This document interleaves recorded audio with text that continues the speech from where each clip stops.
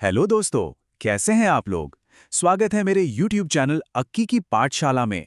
तो दोस्तों, आज हमारी उत्तर प्रदेश पुलिस के लिए चल रही सीरीज का ये जीके जीएस के लिए तीसरा प्रैक्टिस सेट है, जिसमें हम लोग जीके जीएस को आसान बनाते हुए कवर कर रहे हैं। तो चलिए शुरू करते हैं। उससे पहले आप लोग अक्की की पाठशाला को सब्सक्राइब करके बेल आइकन जरूर प्रेस कर लें, ताकि मेरी अगली वीडियो की नोटिफिकेशन आपके पास सबसे पहले पहुंचे।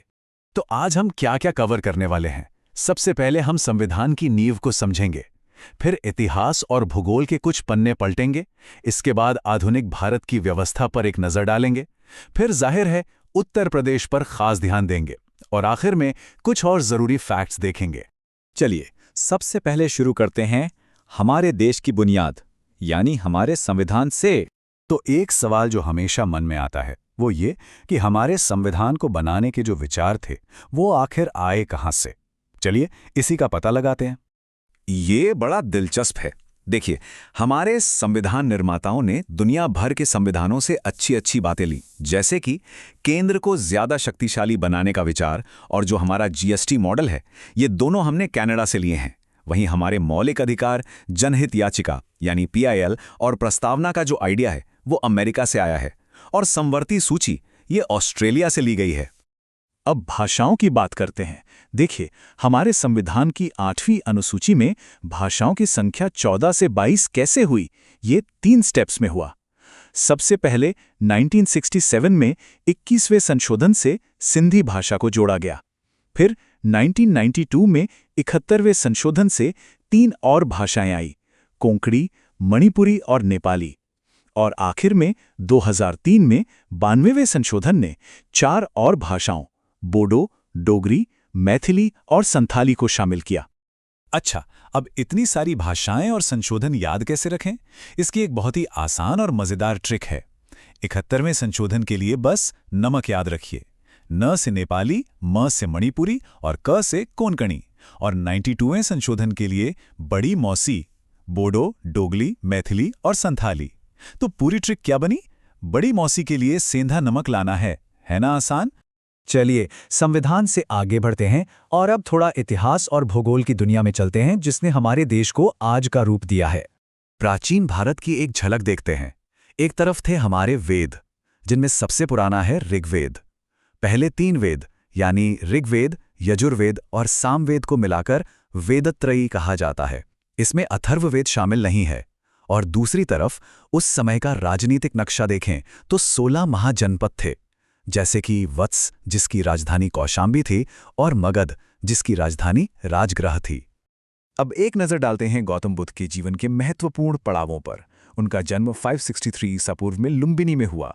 उन्हें ज्ञान की प्राप्ति बोध गया में हुई। उन्होंने अपना पहला उपदेश सारनाथ में दिया, और अंत में 483 ईसा पूर्व में कुशीनगर में उन्होंने महापरिनिर्वाण प्राप्त किया।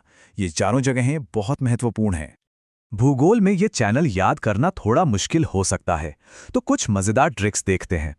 8 डिग्री चैनल के लिए सोचिए MM, मिनिकॉय और मालदीव। M और M मिलकर 8 जैसा दिखता है। 10 डिग्री चैनल के लिए अंडा याद रखिए, जो अंडमान से जुड़ता है।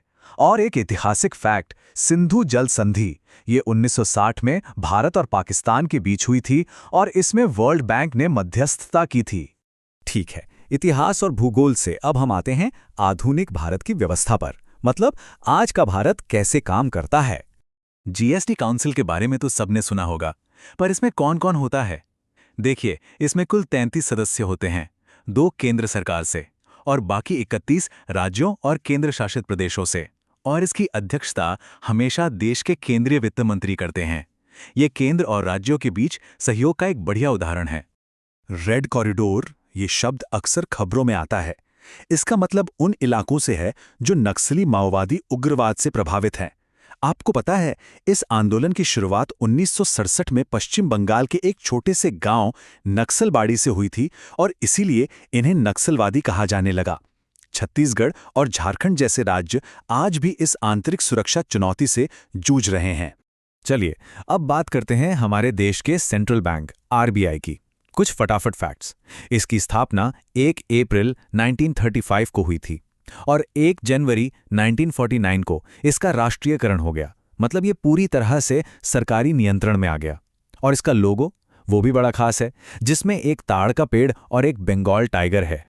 अब आते हैं सबसे जरूरी हिस्से पर, यानी उत्तर प्रदेश पर। चलिए जूम इन करते हैं और वो बातें जानते हैं जो यूपी पुलिस परीक्षा के लिए बहुत ही महत्वपूर्ण है।